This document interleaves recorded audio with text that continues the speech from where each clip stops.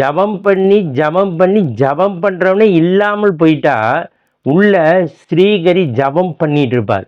அந்த ஜபத்தை நாம் பார்க்க வேண்டும். அந்த ஜபம்தான் உதிக்கும் இடத்தில் ஒடுங்கி இருத்தல், அதுவே முக்தின்னு ரமண மகரிஷி சொல்கின்றார். அப்ப எங்க அது உதிக்குதோ அங்க ஒடுங்கணும். உதிக்கும் இடத்தில் ஒடுங்கி இருத்தல், அதுவே முக்தின்னு சொல்றார். அப்பேற்பட்ட அந்த நிலையை நாம் அவர் எங்கே இருக்கின்றார், எப்படி இருக்கின்றார் என்பதை நான் காண்பித்து கொடுப்பேன். அம்பலத்தில் ஆடுகின்றான் பாண்டிமாறே, அவன் ஆடுகின்ற ஆட்டம் கொண்டு நோட்டம் கொண்டேன் பாண்டிமாறேன்னு வள்ளல் பெருமான் ஒரு பாடல்ல சொல்றார்.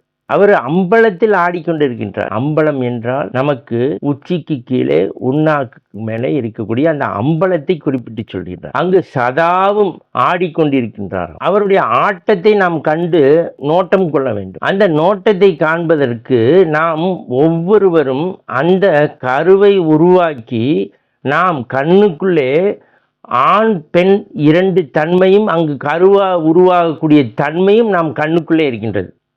இப்பொழுது அந்த நீல புள்ளி என்பது ஒரு நீல புள்ளியிலே நாம் 5 வகையான பஞ்சாட்சரம் இருக்கின்றது என்று நான் சொல்லி இருக்கின்றேன். அந்த 5 பஞ்சாட்சரங்களை நான் சொன்னேன். அதிலே 5 வர்ணங்கள் இருக்கின்றது.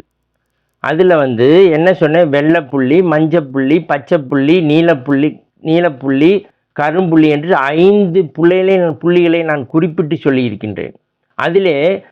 அதில் கரு உருவாகி அது வெளியே நமக்கு அந்த அரூபம் ரூபம் எப்படி வந்ததோ அதே போல அந்த அரூபத்தை நாம் வெளிக்கொண்டு வர வேண்டும். அந்த வெளிக்கொண்டு வருவதே ஞானிகள், சித்தர்கள், யோகிகள் பலகாலம் தவம் இருந்து அந்த சித்தியை பெற்று அந்த அரூபத்தை வெளிக்கொண்டு வருவார்கள்.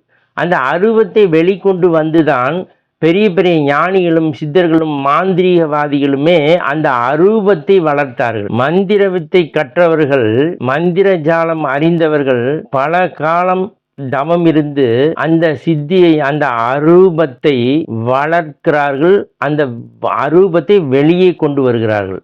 அந்த அரூபத்தை வெளியே, அந்த உயிரை, அந்த அரூபத்தை வெளியே கொண்டு வந்து அவர்கள் பல சித்துக்களை செய்கிறார்கள்.